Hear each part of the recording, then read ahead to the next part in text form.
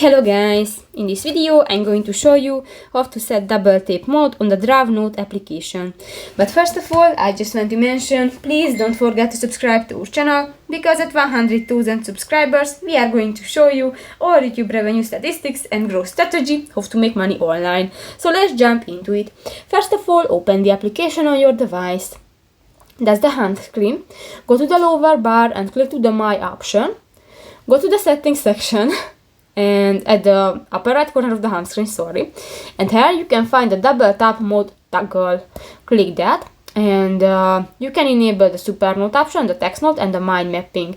Actually I use this 4 option, but if you want to turn off for example the mind mapping, just click to the next blue icon, and if it will be turned gray, this function will be disabled. If you want to turn on, click that again, and that's it. So that's pretty much it for this video, guys. See you in the next one. Bye bye.